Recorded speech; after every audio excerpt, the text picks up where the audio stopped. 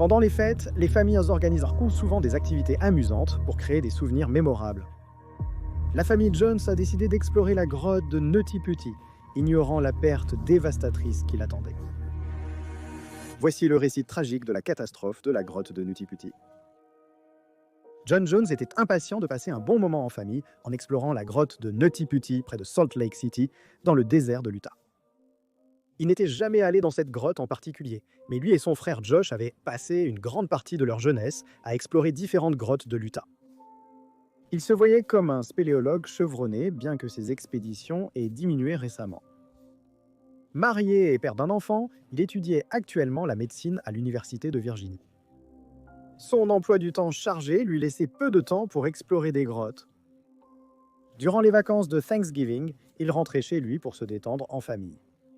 Ils avaient prévu une journée de randonnée et d'exploration à Nutty Putty, une grotte considérée comme idéale pour les débutants. Les principales zones de la grotte captivaient tous les visiteurs. La salle du labyrinthe avait des ouvertures et des tunnels contournant de gros rochers. Il y avait une grande zone en pente appelée la glissade, où toute la pièce descendait en pente à 45 degrés avec une corde pour vous guider vers le bas. Ce système de grotte était bien cartographié dans la plupart des zones praticables. Il y avait également des zones bien connues plus difficiles, telles que le canal de naissance ou le rampement de la Horte. Ces zones étroites et ardues n'étaient franchies que par les spéléologues les plus aguerris qui osaient s'y faufiler. Malgré la connaissance des difficultés, des personnes restaient bloquées dans les passages étroits de ces tunnels. Nutty Putty venait tout juste d'être rouverte au public, après avoir été fermée pendant plusieurs années à cause de spéléologues qui s'étaient retrouvés coincés dans ces passages difficiles. Ils étaient praticables pour certains, mais d'autres découvraient que leurs épaules ou leurs hanches ne passaient tout simplement pas, peu importe à quel point ils forçaient contre la roche. Coincés dans cet espace étroit, ils étaient bloqués, nécessitant une aide sérieuse pour reculer centimètre par centimètre. À cause de ces sauvetages, une nouvelle entrée avec permis a été instaurée, exigeant 2 spéléologues expérimentés par groupe. Josh avait obtenu un permis pour qu'un groupe explore la grotte le mardi avant Thanksgiving, le 24 novembre 2009. Emily, la femme enceinte de John, est restée chez eux avec Lizzie, leur fille d'1 an, pour une soirée calme avec les beaux-parents. Leur groupe de 11 personnes a débuté l'exploration des principales sections de la grotte. Finalement, John et son frère Josh ont emmené 2 amis pour chercher des tunnels plus difficiles à explorer. Ayant entendu parler du canal de naissance, ils ont consulté la carte pour le localiser. C'était un long passage étroit, avec un étranglement très serré vers la fin comme on le savait. En passant la partie la plus étroite, tu trouverais une petite salle au bout où tu pourrais te lever et faire demi-tour. Ils savaient que le passage appelé canal de naissance serait étroit et pourrait provoquer la panique, même chez les spéléologues aguerris. Ils se sont séparés pour tenter de localiser ce tunnel spécifique. John et Josh ont pris le passage de gauche, avançant dans un petit tunnel sur environ 5 mètres. Ils ondulaient de haut en bas sur plusieurs niveaux pendant les 3 prochains mètres. Il y avait des affleurements rocheux et des passages étroits qui obligeaient un spéléologue à tordre son corps dans plusieurs positions pour faire passer d'abord les épaules, puis les hanches, et enfin à tourner les jambes pour qu'elles se plient dans la bonne direction. Il ne s'agissait pas seulement de forcer son corps à travers un passage étroit. Cette zone était appelée le tire-bouchon, car les rares personnes qui l'avaient traversée étaient petites et agiles, utilisant toutes leurs compétences pour se faufiler lentement à travers des contorsions presque paniquantes. Après la zone du tire-bouchon, le passage remonte sur environ 1,50 m, puis redescend au-dessus d'une corniche rocheuse avec un virage serré à 90 degrés sur la gauche.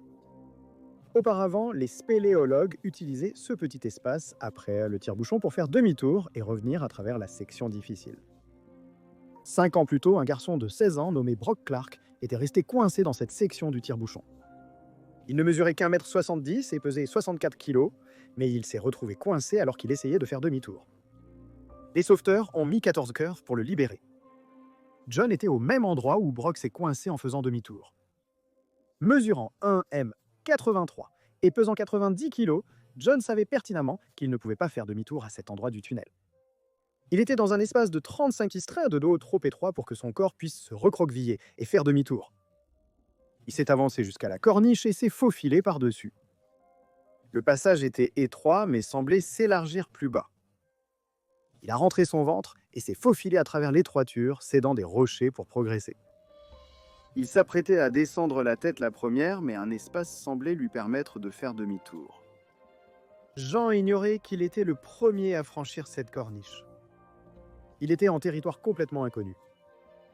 Malgré sa position très inconfortable, Jean est resté calme. Il était convaincu qu'une ouverture se trouvait plus loin. Il pensait être dans une partie du canal de naissance où de nombreux spéléologues s'étaient sentis coincés dans l'étroit tunnel, mais avaient fini par passer une fois de l'autre côté. Après avoir franchi une zone étroite, il glissa vers le fond du tunnel. Il était presque en équilibre sur les mains, tentant de maintenir son corps en l'air et de trouver comment reculer. Il restait immobilisé, la tête à l'envers. La gravité tirait son corps de 90 kg contre la force déclinante de ses bras. Il a crié à son frère Josh et lui a dit de ne pas le suivre, mais de repartir. Ils ont discuté de ses options et ont décidé qu'avancer pour essayer de faire demi-tour était la meilleure idée.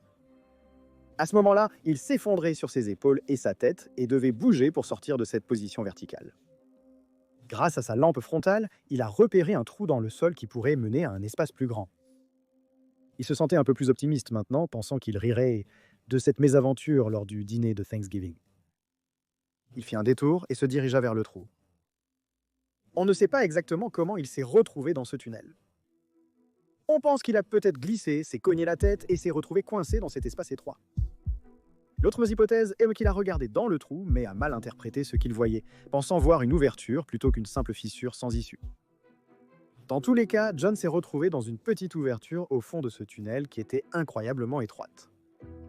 Environ 45 cm sur 25 cm, à peine plus grand qu'un écran d'ordinateur portable. John s'est retrouvé coincé presque complètement la tête en bas, à un angle de 70 degrés. Il avait passé un certain temps à essayer de se repousser vers le haut pour sortir de ce trou. C'était épuisant. Ses bras étaient coincés dans une position inutile, l'un replié sous sa poitrine et l'autre coincé contre une pierre sur le côté. Il s'est débattu contre les parois et a vite compris que tous ses efforts ne le feraient pas remonter de 5 pieds jusqu'au tunnel peu profond. Ses mollets et ses pieds étaient encore libres dans le passage, mais ses jambes étaient maintenant coincées du côté le plus étroit du trou de 20 cm de large. Il a recommencé à crier pour Josh. Son frère savait qu'il tentait de revenir, donc ses cris étaient inquiétants. Josh s'est faufilé dans l'espace étroit et a traversé le passage sinueux. Mais contrairement à son frère, il y est allé les pieds en premier cette fois. Il a poursuivi vers la voie de John, franchissant la corniche. Il est finalement arrivé devant un spectacle alarmant. L'extrémité de la jambe de son frère dépassait du rocher, comme si celui-ci l'avait avalé. Il s'est avancé prudemment jusqu'à ce que ses pieds puissent serrer l'une des jambes de John. Il a essayé de saisir et de tirer vers le haut, tandis que John poussait de son côté. Après de nombreux essais sans succès, ils étaient épuisés et frustrés. Josh pouvait voir que c'était très sérieux et qu'ils auraient besoin d'une aide professionnelle pour le sortir de là. Ils ont convenu que Josh devait chercher de l'aide et que John devait essayer de rester calme et détendu au maximum. Pendant que Josh cherchait de l'aide, un autre ami de la famille est allé parler à John pour lui faire savoir qu'il n'était pas seul. Pendant plusieurs heures, John est resté coincé la tête en bas, se concentrant principalement sur la tâche de respirer. La fissure comprimait sa poitrine, ne lui permettant que de prendre de petites inspirations. Ses tentatives pour remonter l'avaient en fait enfoncé davantage dans la fissure. Au fil du temps, la gravité continuait de le plaquer contre les parois rugueuses du tunnel, resserrant son emprise sur son corps épuisé.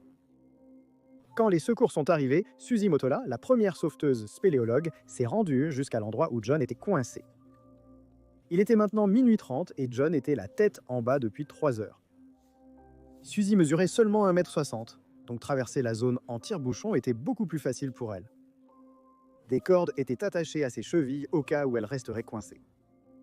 Elle a vérifié l'état de John et l'a informé qu'ils allaient le secourir. Il a probablement ressenti un soulagement, croyant que de l'aide professionnelle était arrivée pour le libérer rapidement de ce piège. Suzy a attaché des sangles autour de ses jambes, puis les a ramenées jusqu'à la fosse où le tunnel débutait. De multiples essais ont été réalisés pour hisser John hors de la crevasse en tirant sur les cordes. Il y avait trop de friction sur les cordes pour libérer efficacement John. Il était toujours coincé, sans pouvoir utiliser ses bras pour s'aider pleinement. Après avoir exploré diverses options, certaines plus agressives, il a été décidé d'utiliser un système de poulies pour soulever John et l'extraire. Une poulie avait été utilisée avec succès lorsque Brock Clark était resté coincé 5 ans auparavant. Même s'ils avaient un plan pour aider, ce n'était pas un endroit facile pour travailler. Chaque pièce d'équipement devait être apportée depuis l'entrée, ce qui prenait près d'1 heure pour atteindre l'autre côté du tire-bouchon. Le tunnel était très étroit, permettant seulement le transport de petits outils électriques. Une seule personne pouvait y être pour aider à la fois, et elle devait être petite ou mince pour pouvoir se déplacer efficacement dans le passage. Ce n'était pas une situation idéale. Chaque poulie prenait un temps extraordinaire à installer. Pendant ce temps, les spéléologues tentaient de réconforter John en discutant avec lui et en partageant des histoires pour le garder calme et le faire parler. En tant que mormon dévoué, il priait et chantait pour trouver du réconfort dans cette situation irréelle. John avait passé la nuit la tête en bas et montrait des signes des limites physiques du corps à supporter cette position. Le corps humain n'est pas fait pour rester la tête en bas longtemps. Tout le système circulatoire est conçu pour faire avancer le sang grâce aux impulsions de pression du cœur, tandis que les valves dans les vaisseaux fibreux retiennent le sang et l'empêchent de refluer. Ce flux unidirectionnel équilibre la pression, la gravité et les valves pour maintenir l'oxygène disponible pour tous les tissus et éliminer les toxines du corps par les reins. Le corps de John avait lutté contre la gravité pendant plus de 12 heures. Le cerveau n'est pas conçu pour résister à une telle pression des fluides. Les fluides et les toxines s'accumulaient dans ses poumons à cause d'une mauvaise circulation. Ses organes comprimaient ses poumons, rendant chaque respiration épuisante pour des muscles inadaptés à un tel effort. Sa respiration ralentissait, épuisé par l'effort.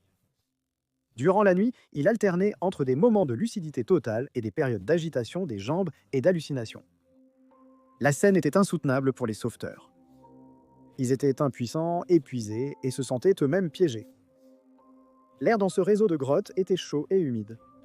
Rester calme et respirer normalement était difficile quand on est coincé et qu'on ne peut ni bouger ni respirer correctement, mais les sauveteurs savaient qu'ils pouvaient sortir si nécessaire. John ne pouvait pas se permettre ce luxe. Incapable de gonfler sa poitrine pour respirer, l'air autour de lui s'appauvrissait en oxygène. Pendant ce temps, un système de télécommunication filaire a été installé jusqu'à l'endroit où John était coincé. Sa femme l'a encouragé à tenir bon et à garder la foi. John lui a promis qu'il la rejoindrait bientôt. Les poulies pour le déplacer n'ont été installées qu'à 16 heures ce jour-là. La chemise de Ryan était dans le tunnel quand le système était prêt pour les tests. Le corps de John s'était installé dans la partie étroite de l'ouverture. Alors Ryan a dû pousser ses jambes pendant que l'équipe tirait de l'extérieur. Chaque effort le faisait remonter peu à peu du trou. À ce moment-là, les jambes de John étaient très douloureuses. Une corde avait été attachée autour de ses jambes pendant des heures, alors que les secouristes tentaient différentes méthodes pour l'aider à s'extirper. Ses mains bleues n'avaient plus de pouls perceptibles.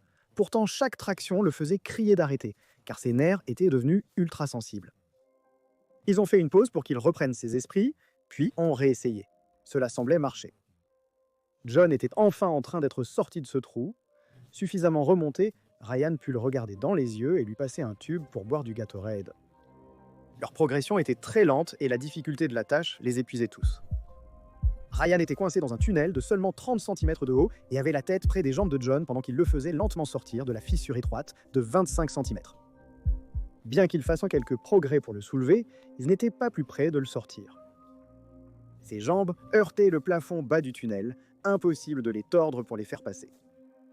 Après 19 heures, la tête en bas, il n'avait plus aucun contrôle sur ses jambes.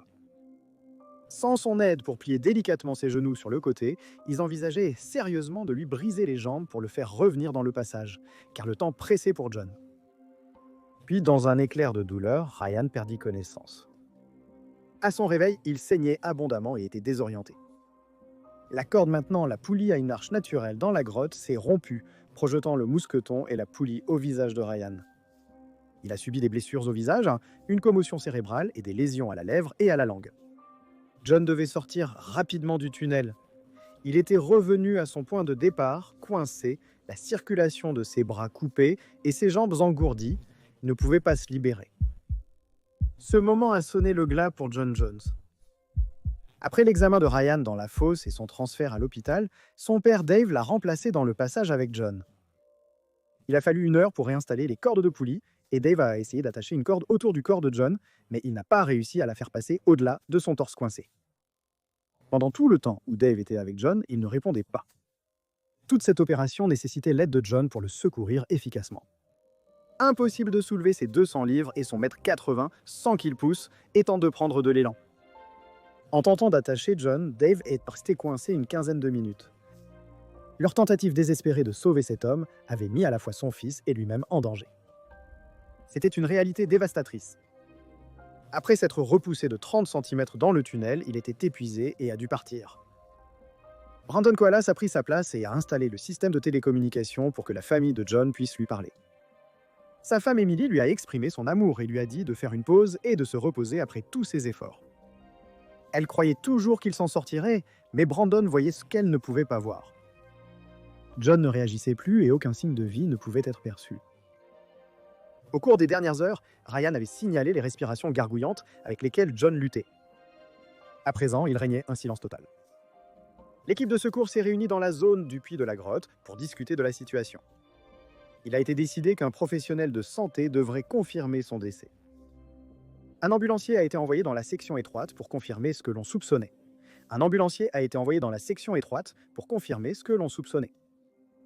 John Jones a été déclaré mort le mercredi 25 novembre à 11h56. Malgré 24 heures d'efforts continus, les sauveteurs n'ont pas pu libérer John à cause de sa position tête en bas. Le temps lui manquait et il en a simplement manqué. John a survécu de manière incroyable pendant 27 heures à l'envers, 3 fois plus longtemps que ce qui était considéré faisable. Les 6 secouristes qui ont atteint John dans cette prison rocheuse ont été héroïques. Ils se sont volontairement placés dans une partie de la grotte qui n'était pas cartographiée et comportait de nombreux risques connus. Ils ont fait preuve d'altruisme dans leurs efforts, ont gardé leur calme et n'ont jamais abandonné un sauvetage qui semblait impossible. Après avoir conclu qu'il serait impossible de récupérer le corps, John a été laissé pour reposer à jamais dans la section Heads Push de la grotte Notiputty. Le réseau de grottes a été entièrement scellé au béton, rendant toute exploration future impossible. Une plaque commémore la vie de John Jones à cet endroit.